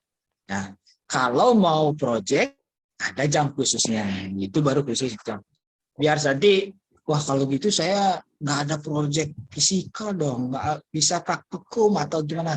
Bisa, silakan. Tapi selesaikan jawabannya adalah selesaikan di intra, di jam intra selesaikan. Saya kira tidak akan mengurangi atau membebani anak-anak. Dan yang kedua, terkait dengan pengampu proyek itu, begini Bu. Pertama, yang harus dibedakan koordinator proyek dengan pembimbing proyek. Nah, bedakan. Pembimbing proyek adalah guru yang tadi Pak Rahmat Basuki ya, guru yang membimbing proyek anak-anak per kelompok. Tuh. Jadi gurunya itu, jadi satu guru itu bisa membimbing 2 kelompok, 3 kelompok, 5 kelompok, silakan. Tergantung dari berbagai banyaknya kelompok yang ada di satuan pendidikan. Koordinator proyek beda lagi. Di atas pembimbingnya itu ada yang disebut dengan koordinator. Itulah yang diakui jam 2 JP. Cara-cara guru ekstra ya, cara guru ekstra kan diakui 2 JPO. Nah, cara itu modelnya itu land itu. Nah, jadi kalau sekarang diserahkan ke sekolah mekanisme nilainya seperti apa. Contoh, jika guru pembimbing itu langsung menyelesaikan nilainya, silahkan. Jika guru pembimbingnya itu menyerahkan inputting nilai proyeknya ke koordinator, silahkan. Pas. Yang mana dianggap lebih baik. Sekolah yang punya kewenangan itu boleh bebas ya. Nilai-nilai apa saja yang diinput, ya hanya nilai kancrung-kancrung saja. Ini saya perlihatkan rapor proyeknya contoh. Jadi tidak begitu ribet kok Bu. Hanya kancrung-kancrung saja. Nih. Di rapor proyeknya seperti ini. Nama, dan sebagainya. Proyek 1, proyek 2, proyek 3 ya. Minimal ada 3 proyek untuk SMA. Dengan tema yang berbeda. Nah, di sini yang dinilai adalah dimensi dari proyek pelajaran Pancasilanya. Udah ada dimensinya itu melalui keputusan BSKP ya, nomor berapa kalau tidak salah itu. Sudah ada dimensinya itu. Tinggal itu dimasukkan, lalu dikancrung-kancrung saja ini. Apakah dia BB? Misalnya ada BB, MB, BSH, SB. Itu.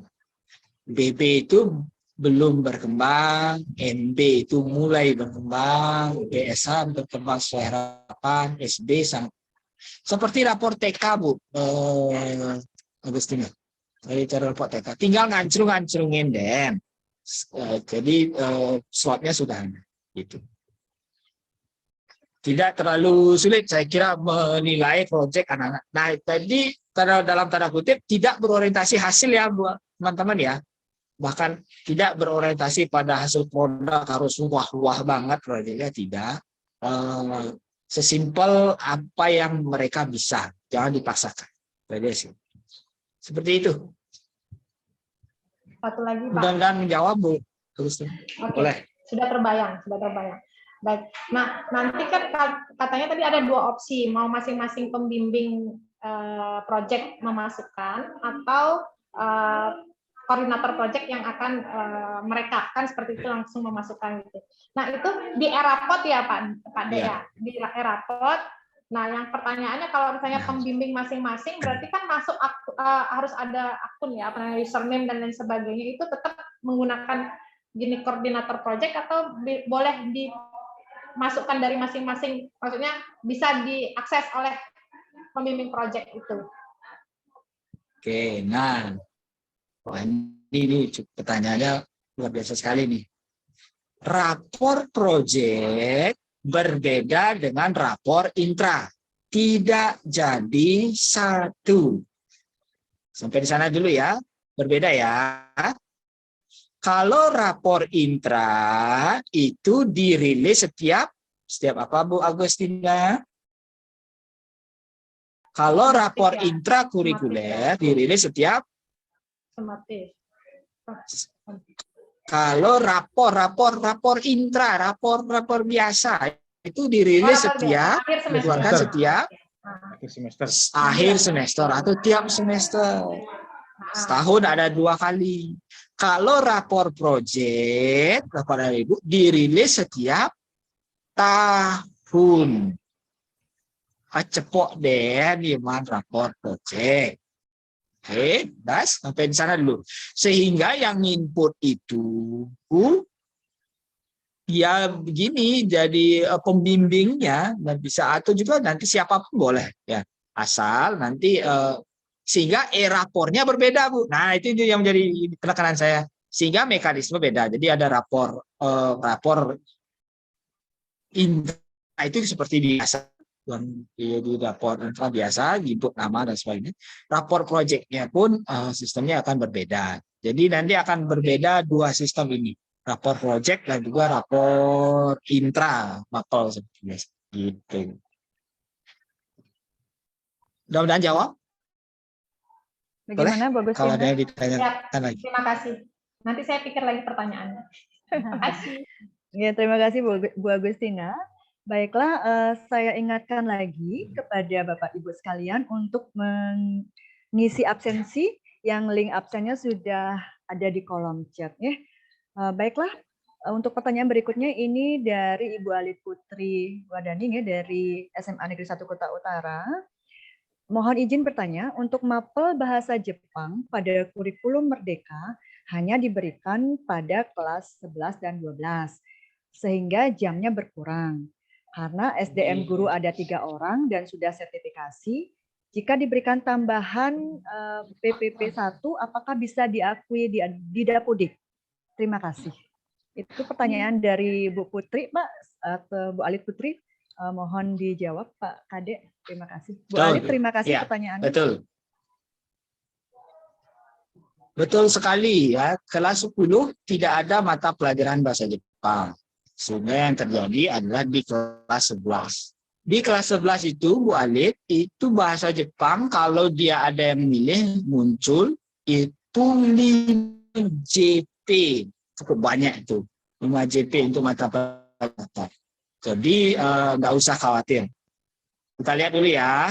Kita lihat permennya ini. Share screen.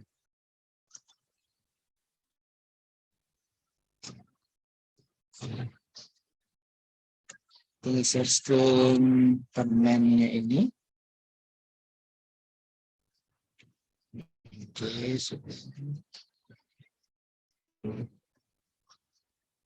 Oke.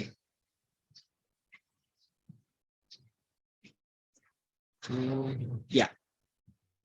Peminatan ya. Nah, ini Pak dan Ibu. Jadi jangan khawatir Bapak dan Ibu, kalau sudah ada kelas 11 ya, kata kuncinya kalau sudah ada kelas 11 untuk kurikulum Merdeka, enggak masalah. Tetapi kalau belum ada kelas 11, Bu Alit, untuk tahun pertama ini, kita harapkan diamankan dulu jamnya dengan cara menambah jam tambahan itu dengan menjadi koordinator project. Itu jalan satu-satunya. Jalan satu-satunya. Kalau belum ada kelas 11.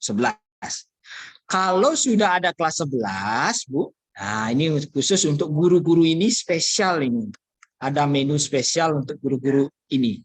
Kelompok mata pelajaran IPA, kelompok mata pelajaran IPS. Kalau sudah ada ya, kelas 11 ya, kalau mata pelajaran IPS, bahasa dan budaya. Itu kalau dia kurang 24 jam, maka itu tetap valid di Dapodik. Penjelasan kemarin dari Bos Kurjar seperti itu. Tetap valid. Kenapa? Karena di kelas 11 ini kemungkinan mata pelajaran Bapak dan Ibu ada yang tidak memilih. Di kelas 11 kan muridnya memilih. Jadi biologi kemungkinan akan banyak peminatnya, tetapi kimia nih karena Bu Agustina ini mungkin agak sedikit galak itu misalnya. Sih nggak ada yang milih itu. Sama sekali nol, kosong jamnya. Itu jangan khawatir, di Dapodik tetap diakui. Khusus mata pelajaran ini, biologi, peminatan ini. Kalau guru yang kekurangan jam di sini, contoh PPKN, penjas, apalagi ya, seni budaya itu kekurangan jam di kelas 11 kurang 3 jamnya, tidak ada kasus spesial seperti itu. Karena ini sudah semua asumsinya semua dapat, semua grade dapat dan wajib. Dan yang spesial adalah yang karena bisa saja nanti guru antropologi nggak dapat siswa, bisa terjadi seperti itu bisa. Karena tidak ada siswa yang memilih antropologi. Kurang jamnya 24. Jadi ya dipalitkan tapi di bagian paling akhir nanti. Seperti itu Bu Alif ya. Untuk sementara karena belum punya kelas 11 diberikan tugas tambahan itu dulu yang 6 jam itu. Dan taktiknya adalah munculkan lintas minat di kelas 11 bahasa Jepang itu. Kalau boleh tahu kelas 10 lintas minatnya apa Bu Alif? Bahasa Jepang Pak Da. Bahasa Jepang Pak Da. Bahasa Jepang dan ya dan untuk IPA apa? Maaf Pak Da, untuk yang kelas 10 kebetulan saya nggak ngajar soalnya. Bu Prami mungkin. Sepertinya ekonomi itu Pak di. Untuk IPA biasanya kan ini. Untuk IPA lintas minat kelas 10 itu adalah bahasa Jepang dan ekonomi. Itu kan kelas 10 yang sekarang nih. Kan kermenek ya ke kelas 11. Kan kermenek ya ke kelas 11. Mati yang ekonomi ini bahasa Jepang ini Jepang. Pangidang gitu. Pangidang terus adik. Sementara itu nanti kalau sudah ada kelas 11 baru itu berlaku ini case-nya, pemilihannya. Oh, baik. Kurikulum Merdeka. Terima kasih Pak Dek. Pak Dek mohon izin nyambung pertanyaannya dari Bu Agustina tadi. Tadi kan Pak Dek bilang kalau rapor profil pelajar Pancasila itu setiap akhir tahun. Akhir tahun pelajaran apa? Pelajaran. Oh, baik-baik. Pelajaran. Ya. Oke, terima kasih Pak Dek. Baik, terima kasih Bu Ali Putri. Berikutnya ini ada yang ingin bertanya secara langsung dengan dengan Bapak IKC Wigunang ya. Silakan Bapak Niking ya. Iya Bu. Silakan Bapak. Bu ya. Baik, terima kasih Ibu untuk Pak Kadek Darsike, luar biasa materinya. Izin yang bertanya dari SMA Cendekia Harapan di Jimbaran. Saya tertarik dengan proyek yang akan dilakukan oleh anak-anak. Karena kebetulan memang di sekolah Tiang sudah sih seperti Nike proyeknya, cuma memang karena kurikulum Merdeka tentunya pasti berbeda dari teknis ujiannya, bagaimana nanti setelah anak itu selesai ujian itu diarahkan kemana gitu kan. Nah pertanyaan saya, Pak bisa kasih bayangan, mungkin ada yang sudah menerapkan kurikulum Merdeka ini, bisakah anak-anak itu misalnya mengganti topiknya gitu di pertengahan jalan gitu kan. Nah, apalagi misalnya mereka mengalami kendala dan sebagainya, kemudian setelah ujian apa sih tindak lanjut dari seorang guru yang sekaligus misalnya sebagai koordinator untuk fasilitasi hal tersebut. Itu saja sih Pak. Karena yang lain sudah ditanyakan tadi oleh Bu Agustina dan Bapak Rahmat semuanya. Terima kasih. Oke. Halo? Iya. itu terkait penggantian topik di tengah jalan, Pak ya? Iya, Pak. Biasanya seperti itu kendalanya. Oke. Jadi ada anak-anak yang tidak bisa gitu kan. Ya itu intinya gimana caranya kita menyiasat itu di kurikulum Merdeka ini. Ya. Oke. Dalam mengampu suatu proyek, Bapak dan Ibu, yang ditetapkan oleh satuan pendidikan, itu yang pertama yang ditetapkan tema. Ya, tema dulu ya. Tema itu harus sekolahi ani nentuang. Tema yang diambil tahun ini adalah budaya lokal, itu misalkan berkebinekaan global dan juga gaya hidup berkelanjutan, itu misalkan 3. Jadi tema itu ditentukan oleh sekolah, jelas ya. Yang kedua, topik spesifik. Nah, yang tadi disebutkan oleh Pak IKC, topik spesifik itu bisa ditentukan oleh sekolah atau atau siswa itu sendiri. Nah, silahkan dipilih ini. Nah, yang terjadi tadi pasti siswa yang milih sendiri kan? Tadi karena dia kayaknya kan di awal dia menggebu-gebu banget nih hidroponik gitu, tapi di tengah jalan ternyata harga PVC-nya mahal itu misalkan, atau waduh sulit sekali cari gergaji, sulit nih. Nah, apakah di tengah jalan bisa diubah? Saya kira bisa, sesuai dengan petunjuk dari pembimbing. Pembimbing ini memiliki proporsi yang sangat penting untuk memberikan advice, saran kepada kelompok tersebut.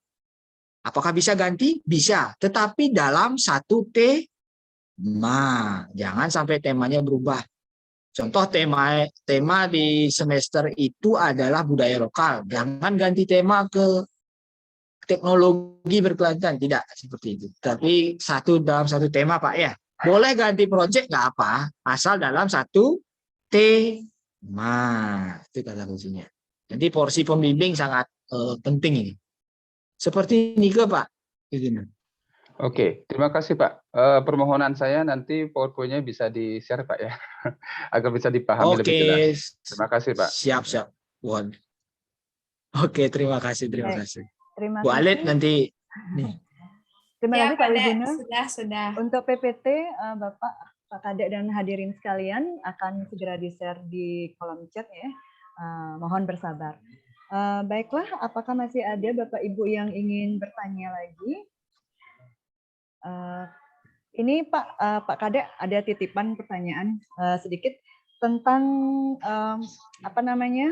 koordinator itu. Tugasnya apakah hanya untuk mengumpulkan nilai saja, kemudian mengkoordinir, karena kan kalau misalnya ada guru-guru yang tidak mengajar intra, mereka hanya sebagai koordinator saja, apakah hanya itu saja tugasnya? Itu titipan pertanyaan. Terima kasih Pak Kadek. Oke, apa saja tugas dari koordinator proyek? Nah, tadi tergantung nih, setiap sekolah saya kira punya seni tersendiri untuk memberikan tugas koordinator proyek.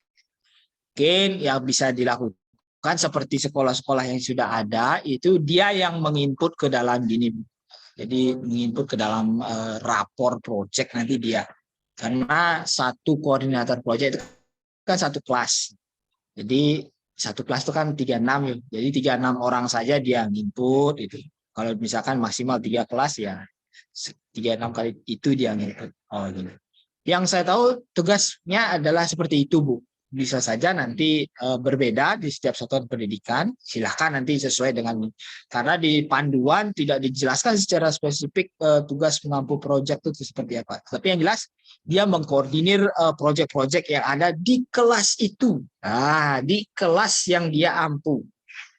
Jadi di bawah koordinator proyek itu kan ada pembina misalnya Bu Agustinawati, Pak Rahmat, Bu Kadek itu. Nah, jadi dikoordinir gimana nih proyeknya, apakah sudah selesai belum, atau mengkoordinir itulah, sehingga memastikan proyek itu berjalan dengan baik. Seperti tadi misalkan ada yang di tengah jalan ganti proyek, silakan ditangani dengan pembinanya gitu misalnya. Seperti itu Bu Dek. Terima kasih Pak Kadek. Ini Bu Agustinawati kembali mengajukan pertanyaan. Silakan Bu Agustina. Saya kembali minum kalau gitu ya. Kalau Bu Agustinawati nanya, saya kembali minum gitu. Yang sini Pertanyaannya nih pasti. Baik. Ini Pak Lanjut. Tadi kan Ya. Dalam 1 tahun itu kan dalam proyek itu sekolah bisa mengambil 3 tema dari 7 tema yang ada, kan seperti itu ya. Nah, sedangkan anak itu sendiri, si anak apakah dia akan menyelesaikan 3 proyek itu, apa boleh memilih salah satu dalam 1 tahun? Tuh. Ya, saya jawab langsung. Ya, Anak tersebut harus minimal mengambil 3 tema. 3 tema juga. Jadi telung harus nyeman project telung. Sing dah dimilih besok harus telung. Oh, berarti sekolah menetapkan 3 tema dan itu semuanya harus dilakukan oleh siswa seperti itu. Betul sekali, betul. Nah, dan itu kan 3 bulan pertama proyek pertama, 3 bulan kedua proyek kedua, 3 bulan ketiga proyek ketiga, seperti itu ya Pak Dea. Bisa disetting seperti itu, boleh sekali, boleh sekali kalau mau disetting seperti itu. Oke, kan bisa. Sekarang yang ada konversi jamnya itu hanya koordinator proyek, ya kan itu. Betul. Nah sekarang peran pembimbing proyek itu ya kita SK-kan berarti tanpa ada konversi gitu ya, konversi jam itu tidak ada sama sekali, hanya membantu begitu saja berarti ya, tidak ada feedbacknya. Kan pemaan 1 jam, Mbok. Oh 1 jam dari intra itu ya, oh ya. Oke. 1 jam dari tambahan itu, gitu. Bu panggil bonus. Upah 1 jam itu adalah membimbing proyek gitu. Nah, itu sederhana deh. Upahnya itu adalah membimbing proyek karena tambahan 1 jam. Ya. Nah, gitu. Satu lagi di kelas 11 kan anak-anak sudah bisa memilih kan ya Pak Dea, memilih ada yang ekonomi, ada yang gini. Nah itu wali kelas tuh di mananya dia bisa gini untuk bisa mengginiin anak-anak kayak PA gitu jadinya ya kalau kita di kampus ya. Atau bagaimana? Ya, jadi pemilihan dilakukan di kelas 11. Nah, tapi sebelum itu saya kira di bulan sekarang ya sebenarnya di bulan April Mei itu kelas 10 nanti ya. Kelas 10 nanti dari teman-teman ini yang baru akan men-screening untuk anak-anak ini minatnya mana, IPA berapa, fisika berapa, kimia berapa, kira-kira biologi berapa. Jadi itu di sana. Peran dari PA atau wali atau BK nanti adalah mengkonseling itu. Karena gini, pemilihan mata pelajaran itu erat kaitannya dengan universitas. Itu kenapa dia ngambil kenapa dia ngambil fisika dan kimia itu. Oh, karena saya mau cari teknik industri di ITB. Bagus itu 2. Kenapa kamu ngambil bahasa Jepang dan ekonomi itu? Oh, karena saya pengen bekerja di hotel atau bekerja di persetani itu misalnya.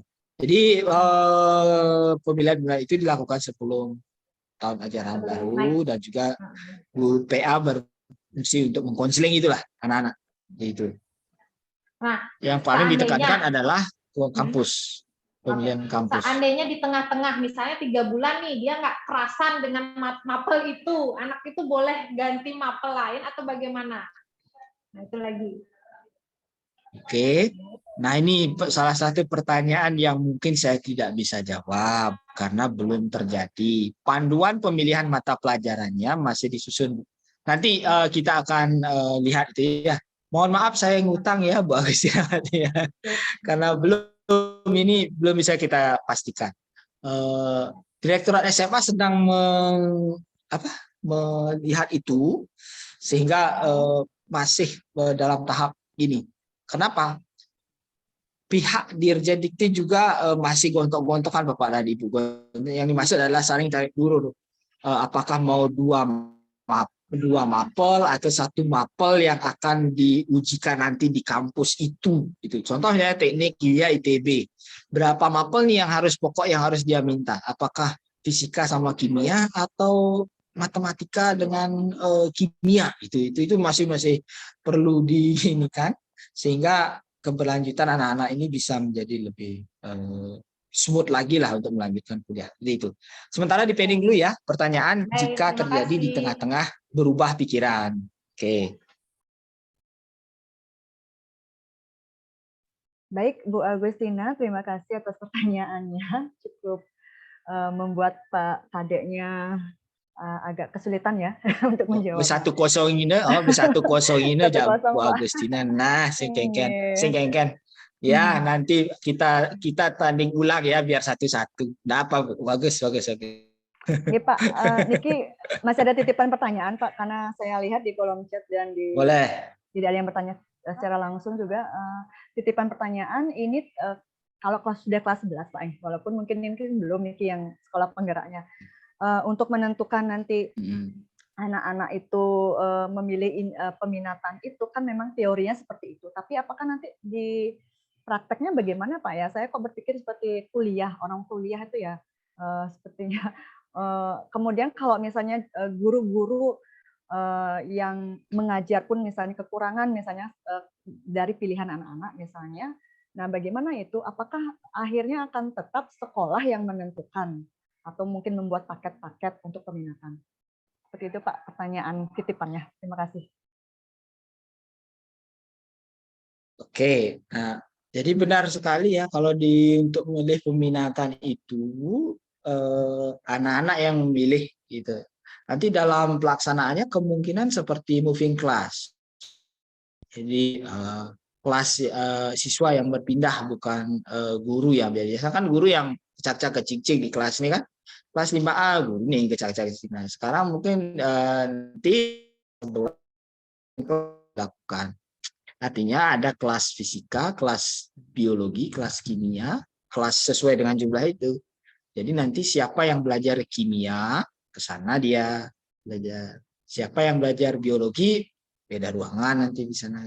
Jadi itu yang akan terjadi nanti. Seperti itu. Kalau peminatan, atau peminatan.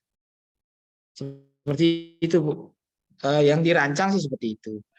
Terus selanjutnya jika ada guru yang tidak mendapatkan tidak ada pemilih istilahnya ya, jadi karena siswa tidak ada yang milih ya tetap dia bekerja Bapak dan Ibu, tetapi nanti mungkin diberikan tugas tambahan lain. Sementara yang terjadi adalah itu di sekolah penggerak, sementara yang terjadi itu Bu. Baru itu. Oke Bapak, terima kasih atas jawabannya. Baiklah, di sini saya belum melihat ada yang bertanya. Mungkin ada yang bertanya lagi Bapak Ibu? Kalau tidak akan saya tutup sesi diskusi kita. Tidak ada. Di chat juga tidak ada. Saya sampaikan Bapak Ibu untuk materi yang PPT yang tadi sudah di-share oleh Pak Kadek Darsike itu sudah bisa Bapak Ibu dapatkan ya, Bapak Ibu bisa lihat di kolom chat. Kemudian absensi silakan segera diisi bagi yang belum mengisi. Oke, karena sudah tidak ada lagi yang ingin bertanya, sesi diskusi kali ini tentang kurikulum merdeka pada jenjang SMA akan saya tutup. Kemudian saya simpulkan dari pemaparan materi bahwa proses pembelajaran dengan paradigma baru itu dilaksanakan melalui kurikulum merdeka yang memuat program intrakurikuler, program ekstrakurikuler, dan proyek penguatan profil pelajar Pancasila. Adapun struktur kurikulum SMA itu terdiri atas 2 fase, yaitu fase E untuk kelas 10 dan fase F untuk kelas 11 dan 12. Struktur kurikulum untuk SMA itu terbagi menjadi 2, ada pembelajaran intrakurikuler dan proyek penguatan profil pelajar Pancasila, yang dialokasikan sekitar 30% total jam pelajaran per tahun. Nah, satuan pendidikan wajib membuka kelompok mata pelajaran umum serta sekurang-kurangnya 3 kelompok mata pelajaran pilihan. Dan setiap peserta didik wajib mengikuti seluruh mata pelajaran dalam kelompok mapel umum dan memilih 4-5 mapel dari minimal 2 kelompok mata pelajaran pilihan. Nah, dari mata pelajaran pilihan yang diambil, dari satu kelompok mata pelajaran pilihan adalah 3 mata pelajaran. Nah, proyek penguatan profil pelajar Pancasila ini merupakan pembelajaran berbasis proyek yang ditujukan sebagai penguatan profil pelajar Pancasila melalui tema yang telah ditetapkan, yaitu ada 7 tema. Nah, dalam pelaksanaan proyek itu, kegiatannya mempunyai alokasi waktu sendiri dan tidak terkait atau tidak terikat dengan mapel apapun. Kemudian asesmen yang dilakukan pun itu berfokus pada ke-6 dimensi profil pelajar Pancasila. Di sini yang menjadi ciri dari kurikulum Merdeka adalah penggunaan pembelajaran berdiferensiasi dan asesmen formatif itu lebih banyak dilakukan. Nah, itu yang dapat saya simpulkan dari pemaparan implementasi kurikulum Merdeka pada jenjang SMA. Saya sebagai moderator mengucapkan terima kasih kepada Pak Kadek sebagai narasumber yang sudah dengan begitu antusias memaparkan apa yang memang kita perlukan untuk menghadapi kurikulum Merdeka pada tahun ajaran nanti. Dan pada Bapak Ibu guru hebat semuanya, terima kasih atas perhatian dan partisipasi aktif Bapak Ibu semua. Mohon maaf jika ada hal-hal yang kurang berkenan. Semoga dari paparan narasumber tadi bisa menginspirasi maupun membuka pemahaman kita tentang implementasi kurikulum Merdeka pada jenjang SMA. Nah, saya mengutip dari Bapak Nadiem Makarim, perubahan adalah hal yang sulit dan penuh dengan ketidaknyamanan. Namun, perubahan tidak dapat dimulai dari atas. Semuanya berawal dan berakhir dari guru. Jangan menunggu aba-aba, jangan menunggu perintah, ambillah langkah pertama.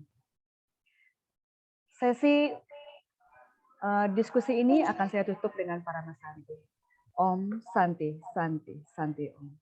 Wassalamualaikum warahmatullahi wabarakatuh. Om Santi, Santi, Santi. Salam sejahtera untuk kita semua. Om Namo Buddhaya, salam kebajikan dan rahayu. Terima kasih Bapak Ibu. Terima kasih, Dek.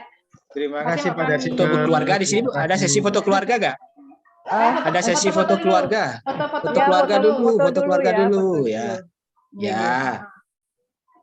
Oh, jadi sudah Pak IKC langsung on cam. Mantap jaya Pak KC. Silakan dibuka kameranya, kalau boleh tahu, Bapak Ibu.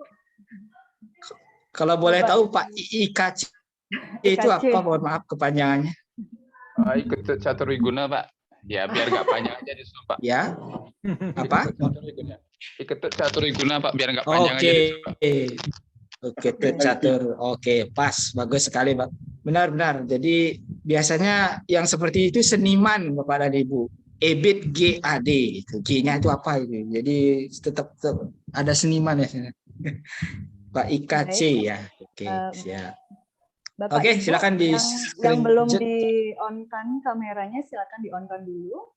Di halaman layar 1 ini masih banyak yang belum on.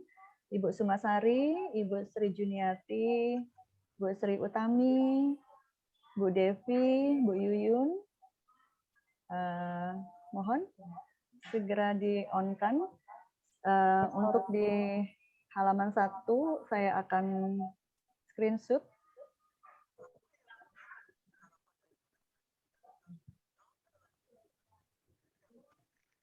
Di halaman 1. Sebentar Bapak, belum selesai. Ayo Cis. Baik, halaman berikutnya. Ini masih banyak juga yang belum dibuka. Bu Agung Puspa, Bu Eka, Bu Rai, Bu Handini, Bu Suarsi, Bu Ariantini, Bu Widya. Baik, bersiap-siap ya Bapak, Ibu yang ada di halaman 2 akan saya segera screenshot. Berikutnya, sudah 2 halaman saja. Baik, terima kasih. Di sini sudah ada 49 partisipan. Ya, terima kasih. Sampai jumpa pada webinar pendidikan yang lainnya. Terima kasih Bapak Ibu. Oke. Terima kasih Pak Darsi. Live ya. Yuk.